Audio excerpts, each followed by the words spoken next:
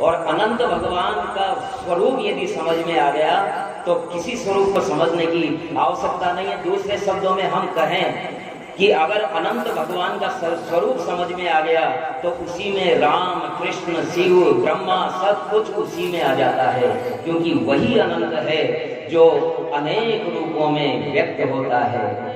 और आइए, क्योंकि समय की कमी है इसलिए अपन सीधे सीधे कथा का प्रारंभ करते हैं। और कथा का प्रारंभ हस्तिनापुर से होता है।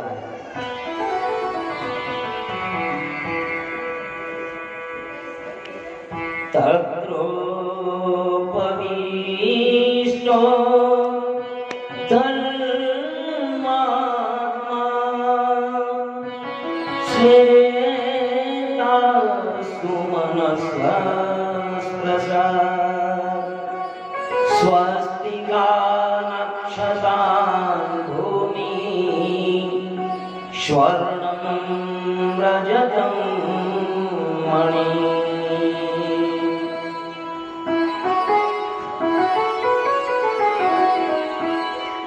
सूत जी महाराज सोनक जी से कहते हैं कि हस्तिनापुर में आज बड़ा उत्सव का माहौल है, उत्सव का वातावरण है। सोनकादिक ऋषियों ने कहा कि वैसे तो बहुत सारे उत्सव हुए हैं हस्तिनापुर में, लेकिन आप किस उत्सव की बात कर रहे हैं? तो बोले हस्तिनापुर में लाक्षागृह का कांड हुआ था, उसके तुरंत बाद युधिष्ठिर के राज्याभिषेक की तैयारियां चल रही हैं। तो सोनक जी ने कहा कि महाराज हमें तो पता है कि लाक्षागृह के बाद तो पांडवों को बहुत कष्ट देखने पड़े थे, ये अभिषेक की तैयारियां कैसे? नगर को सजाया गया है, द्वार तोरण द्वार से सजाया गया है, बड़ी बड़ी झांकियां बनाई गई है, मंगल कलश सजाए गए हैं, स्वास्तिक बनाए गए हैं। तो सूत जी महाराज कहते हैं कि हे सोनकादिक ऋषियों, लाक्षागृह जैसे कितने ही प्रयास कौरव लोग पांडवों को की हत्या के कर चुके थे और किसी प्रयास को सफल नहीं हुए। भगवान श्री कृष्ण का जिन पर हस्त है, वरद हस्त है, भला वो किस प्रकार से सफल होते? लाक्षागृह में भी गुफा बना करके और वहां से निकल गए थे, जंगलों में भटकते रहे। द्रौपदी से विवाह हुआ अर्जुन का और आ गए।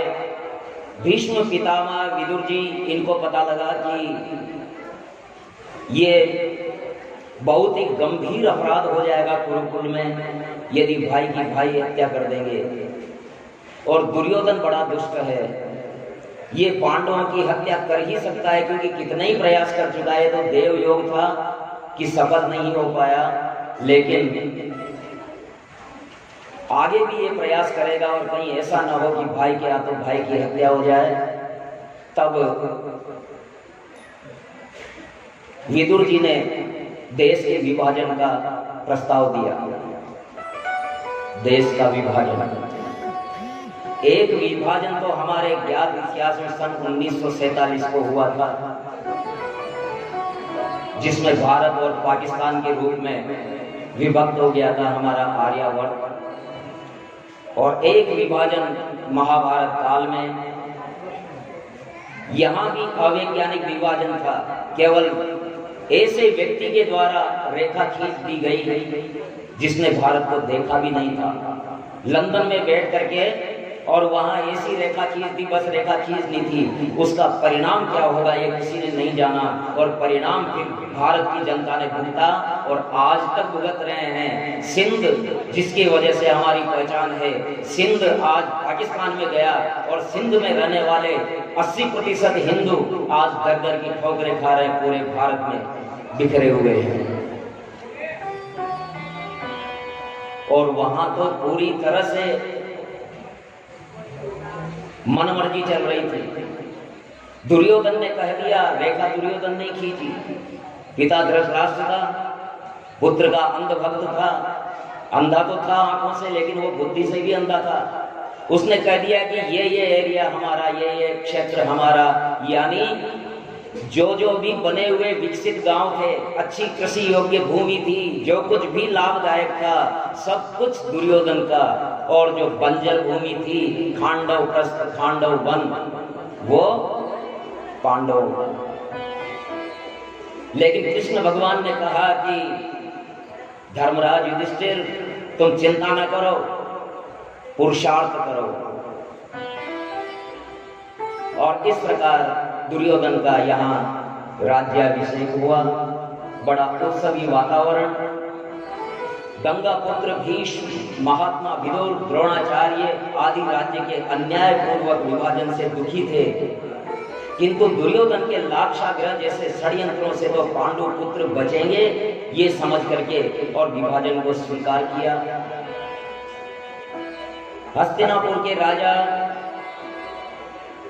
हस्तिनापुर के जो समस्त विकसित ग्राम थे, नगर थे, बड़े बड़े खेती योग्य विकसित जमीन थी, वो सब दुर्योधन के हिस्से में थी। और अरावली का सूखा बंजर मानव रहित बीहड़ वन क्षेत्र खांडव वन, वो पांडवों के लिए दिया गया। और इस प्रकार राज्याभिषेक हो गया। तो सभी ऋषि गणों ने जो वहां उपस्थित थे, उन्होंने उन्हें आशीर्वाद दिया। युधिष्ठिर महाबाहो दीष्या जयसि पांडव, दीष्या स्वधर्मं प्राप्नोति विक्रमेण महाद्युते। हे परम पराक्रमी धर्मराज युधिष्ठिर, आपकी जय हो, पांडवों की जय हो। आप अपने धर्म को स्वीकारा है आपने, और अपने विक्रम की चमक, अपने पराक्रम की चमक से विजयी भव। दीष्या गांडीव धन्वाश्च भीमसेनश्च पांडव, त्वं चापि कुशली राजन् मातृपुत्र च पांडवे।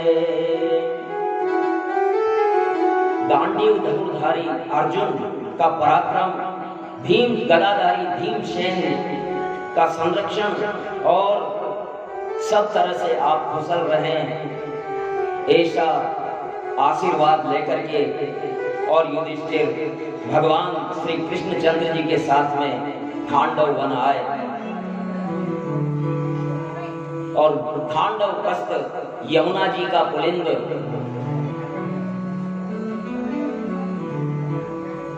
विहरन् खांडव प्रस्थे काननेषु च माधव,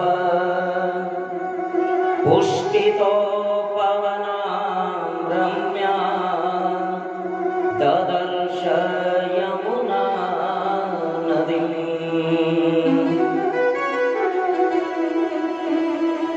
अपनी कर्म भूमि में आकर के और भगवान श्री कृष्ण ने कहा, युधिष्ठिर, अर्जुन, भीम, नकुल, सहदेव, देखो अपनी कर्म भूमि को देखो, इसे प्रणाम करो। अनेक प्रकार की जैव विविधता से परिपूर्ण यमुना द्वारा परिपालित वो क्षेत्र रीछ, बंदर, हंस, सारस, शाखा मृग, पक्षीगण, हाथी, सिंह, वराह और अन्य हजारों जीव जंतुओं से परिपूर्ण विविध जैविक विविधताओं से था, और अनेक प्रजातियों से भरा हुआ जैविक वातावरण वहां था। देव और दानवों से रक्षित वो भूमि अनेक प्रकार के सर्पों और तक्षकों के भी आवास स्थली थी। भगवान श्री कृष्ण की अनुमति से पांडवों ने वहां तपस्या की है। देखिए, यहाँ बहुत बड़ा संदेश है ये। ये खांडव प्रस्थ की कथा आई है तो ये यूं ही नहीं आई है।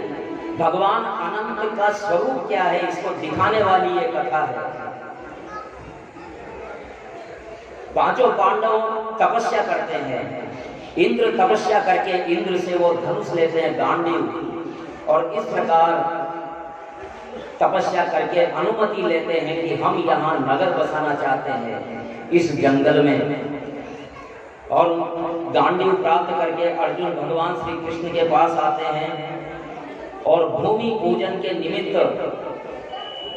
हम भी जब किसी भवन का निर्माण करते हैं तो अष्ट दोष की शांति के लिए भूमि पूजन करवाया जाता है। ये भूमि कश्यप के अधीन है, ये भूमि नाग के अधीन है, ये नाग यानी अनंत के अधीन है। ये भूमि पूजन और कुछ नहीं, अनंत की पूजा है। ये हम अपने आप को भूल गए इसलिए हमें पता नहीं है हमारे कर्म कांड का क्या महत्व है। ये भूमि पूजन वस्तुतः अनंत की ही पूजा है और इंद्रप्रस्थ का भूमि पूजन हो रहा है। और भूमि पूजन से पहले भगवान कहते हैं कि ये वृक्ष हैं, ये जीव जंतु हैं, ये कीड़े मकोड़े हैं, इन सबको यूं ही मत समझना, इनको अनंत ने पैदा किया है और खुद के रूप में पैदा किया है। ये रेंगने वाले कीड़े मकोड़े वृक्ष तृण मात्र भी अनंत के ही रूप हैं। अर्जुन ने कहा प्रभु कुछ समझ में नहीं आया। तो फिर भगवान उन्हें अनंत का रूप दिखाते हैं, अपना विराट रूप दिखाते हैं, अपना वो रूप दिखाते हैं जो उन्होंने कुरुक्षेत्र के रण में दिखाया था। विराट रूप देखा और उस विराट रूप के दर्शन करके और अर्जुन बड़ा तृप्त हो जाता है और उसमें वो देखता है कि सब कुछ भगवान के अंदर ही है। अनंत रूप श्री कृष्ण में उन्होंने पंचभूत इंद्रिय और उनके विषय देखे, अपना अंतःकरण देखा, अपना मन भी भगवान में ही देखा। अर्जुन ने जीवों के साथ सारे के सारे जीव, वनस्पति, वृक्ष, पहाड़, नदियां, समुद्र सब कुछ भगवान के अंदर देखा। नदी शनाड़ी सुशीला नखेसु बुद्धा वजन्ते वगणा ऋषिंच प्राणेषु गात्रे स्थिरजंगमानि सर्वाणि भूतानि ददर्श वीर।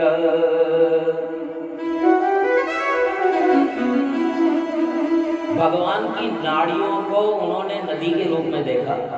भगवान के विराट शरीर में जो नाड़ियां थी वो नदी के रूप में थी, और जो शिलाएं थी, चट्टानें थी, पहाड़ थी, वो भगवान के नाखून के रूप में देखी। और भगवान के ललाट में उन्होंने सभी देहों को देखा। 10 प्रकार के प्राण उन्होंने देखे। स्थिर जंगम जो भी सृष्टि है जड़ चेतन वो सब भगवान के अंदर देखी। सारे भूतों का दर्शन किया। इस प्रकार स्वयं को भी भगवान के अंदर उसने देखा और आंख मूंदी तो अपने अंदर भगवान को देखा। जब स्वयं के अंदर भगवान और भगवान के अंदर स्वयं अर्जुन, तो अर्जुन के ज्ञान कपाट खुल गए और तब वो बोले, हे प्रभु अब मुझे पता लग गया। मन जब अनंत हो गया, मन जब अनंत हो गया, रोम रोम संत हो गया। मन जब अनंत हो गया, रोम रोम संत हो गया। मन जब अनंत हो गया, मन जब अनंत हो गया, रोम रोम संत हो गया। मन जब अनंत हो गया, रोम रोम संत हो गया। मन में आए हरि जब से, मन में आए हरि जब से, कण कण भगवंत हो गया। मन में आए हरि जब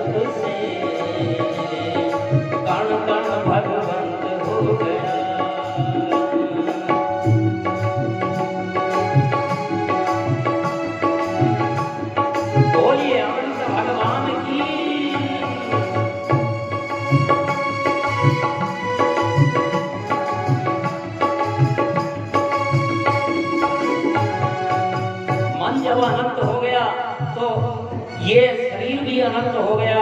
और मन में जैसे ही हरि ने पदार्पण किया, मन में जैसे ही हरि आए तो जैसे कण कण में भगवान के दर्शन होने लगे। अर्जुन बड़ा प्रसन्न था। रोम रोम संत हो गया, मन जब अनंत हो गया। रोम रोम संत हो गया, मन जब अनंत हो गया। रोम रोम संत हो गया, मन जब अनंत हो गया। रोम रोम जब से आए हरि मन में, जब से आए हरि मन में, कण कण भगवंत हो गया। जब से आए हरि मन में, कण कण भगवंत हो गया। कण कण भगवंत हो गया, कण कण भगवंत हो गया। रोम रोम संत हो गया, कण कण भगवंत हो गया। हरि बोल। रोम संत हो गया, जब अनंत हो गया। मन जब अनंत हो गया। रोम रोम संत हो गया। हरि बोल।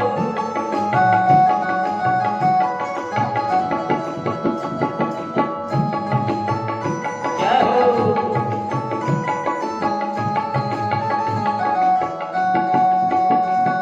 भगवान के विराट रूप के दर्शन करके और अर्जुन कहता है, हे प्रभु, हे अनंत, मैं आपको प्रणाम करता हूँ।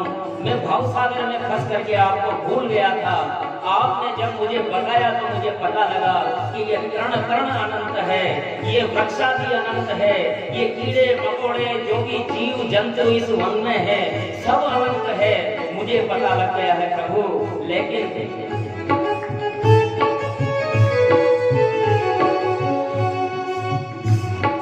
ये जो भव सागर है, दुखों की नगरी है। ये जो भव सागर है, दुखों की नगरी है। नर में नारायण है, शंकर में शंकर है। नर में नारायण है, शंकर में शंकर है। जब ये सिद्ध मंत्र हो गया, जब ये सिद्ध मंत्र हो गया। रोम रोम संत हो गया, जब ये मंत्र सिद्ध हो गया। हरि बोल।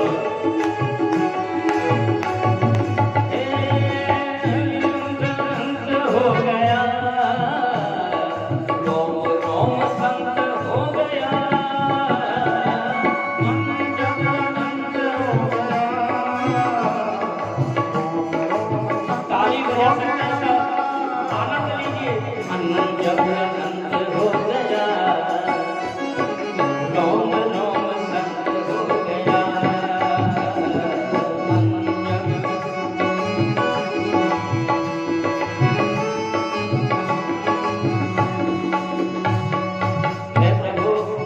ये जो भव सागर है, दुखों की नगरी है, लेकिन आपने मुझे बताया कि नर में नारायण है और कंकर में शंकर है।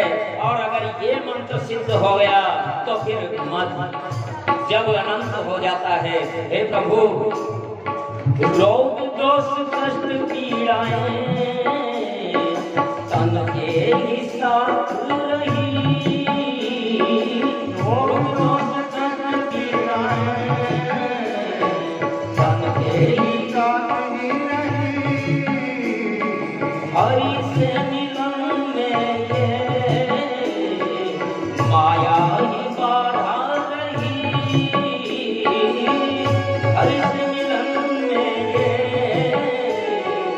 माया ही बारा रही। मन जो हरि संग हो गया, मन जो हरि संग हो गया, रोम रोम संग हो गया। मन जो हरि संग हो गया, रोम रोम संग हो गया। मन जो हरि संग हो गया, रोम रोम संग हो गया। मन जो हरि संग हो गया, रोम रोम संग हो गया। मन जब अनंत हो गया, रोम रोम संग हो गया। हरि बोल, बोलिए अनंत भगवान की।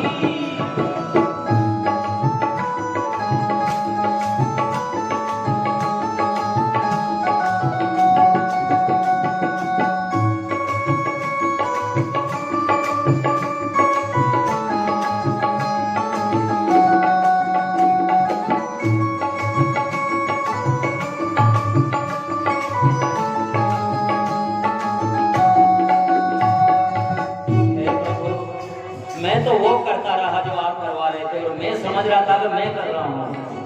कोई भी काम करता था तो मैं ये समझता था कि मैं कर रहा हूँ, लेकिन आज मुझे पता लगा कि मेरे मन में तो आप अनंत बस रहे हैं। जो कुछ करवा रहे हैं आप ही करवा रहे हैं। हे प्रभु, मुझे क्षमा करें। मैं तो वो करता रहा जो करवाया करतार ने। मैं तो वो करता रहा जो करवाया करतार ने। घमंडी बना भूला,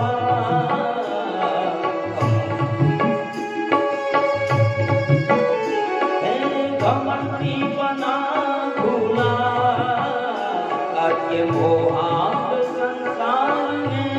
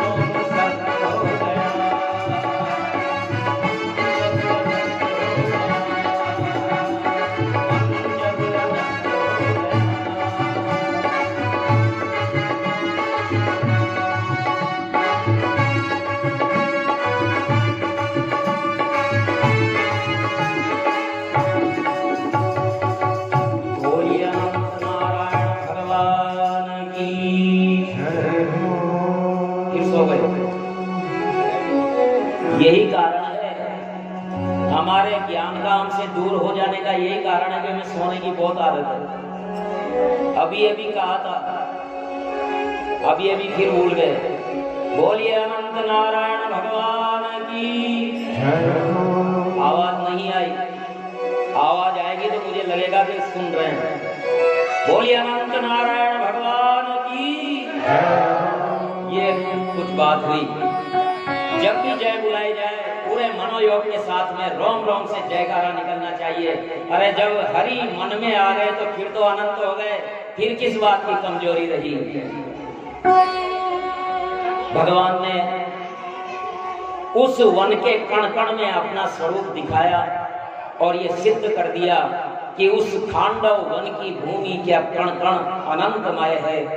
और ये ज्ञान करवा करके अपनी योग शक्ति से वहां से जो भी जैविक थे, जीव जंतु थे, उनको सफलता पूर्वक पलायित कर दिया गया, स्थानांतरित कर दिया गया और भूमि पूजन करवा करके और संप्राप्ति